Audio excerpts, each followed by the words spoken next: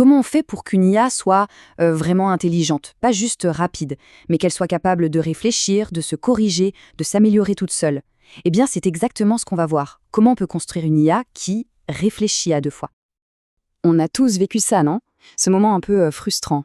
On pose une question, même simple, à une IA, et la réponse, elle tombe complètement à côté, elle est incomplète, ou pire, elle est carrément fausse. Et ça arrive même avec les modèles les plus avancés. Alors la question c'est, pourquoi?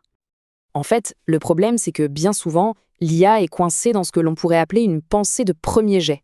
C'est un peu comme si un auteur publiait son tout premier brouillon sans jamais le relire. C'est sûr, c'est rapide, mais la qualité, elle, n'est pas toujours là, et c'est bien ça le souci.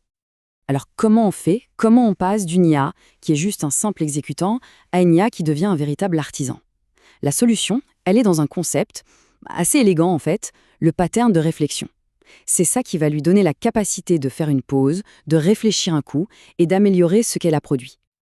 Pour faire simple, le pattern de réflexion, c'est l'art de l'autocorrection.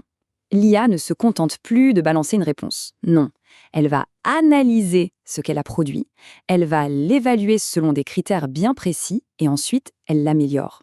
C'est un vrai changement de mentalité pour la machine. Et ce schéma, il montre très bien l'idée.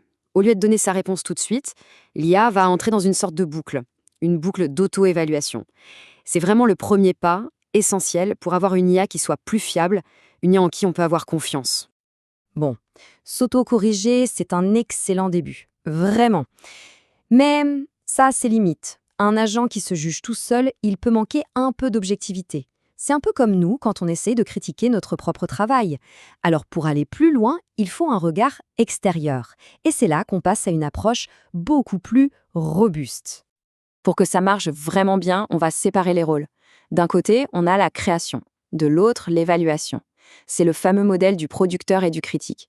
Et ce qui est intéressant, c'est que bien souvent, c'est le même grand modèle de langage qui va jouer les deux rôles, mais avec des instructions complètement différentes pour chaque casquette.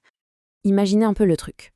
On donne une tâche, le producteur se lance et pond une première version. Mais attention, avant que cette version arrive jusqu'à nous, le critique entre en jeu. Son boulot, examiner le travail sous toutes les coutures. Et c'est seulement quand le critique donne son feu vert que le résultat final est validé. On a donc deux profils bien distincts. Le producteur, on peut le voir comme le créatif, l'artiste. Son objectif, c'est d'accomplir la tâche. Et puis on a le critique. Lui, c'est l'expert, le contrôleur qualité. Il a l'œil pour débusquer la moindre erreur, la moindre imprécision, en se basant sur des règles très strictes. Chacun sa mission, pour un résultat qui vise la perfection. Et cette séparation des tâches est fondamentale. Pourquoi ? Parce qu'elle permet d'éviter le fameux biais cognitif qu'on a tous quand on juge notre propre travail. En ayant un critique dédié, on gagne un niveau d'objectivité et de rigueur qui est juste incomparable. C'est vraiment ça qui change la donne. Ok, maintenant qu'on a les deux acteurs, voyons un peu comment ce duo de choc travaille ensemble, comment ils transforment une simple ébauche en un produit fini de haute qualité. Le processus, c'est une boucle d'amélioration continue. Étape 1, le producteur rédige. Étape 2, le critique analyse. Étape 3, le producteur affine en se basant sur les retours. Et on recommence ce cycle, jusqu'à ce que le critique dise « Ok, c'est bon ». C'est cette boucle, cette itération, qui fait grimper la qualité de manière spectaculaire. Un exemple très concret, la génération de code. Disons que la tâche est d'écrire un script Python. Le producteur sort une première version. Ensuite, le critique examine le code. Et là, il tique. Attention, il n'y a pas de gestion d'erreur pour les 404 et les noms de variables sont pas clairs du tout. Le producteur reçoit ce feedback, retourne au travail et sort une V2 avec des blocs try except et des variables bien nommées. Le résultat, un code beaucoup plus propre, plus robuste, plus professionnel. Alors au final, à quoi ça sert tout ça?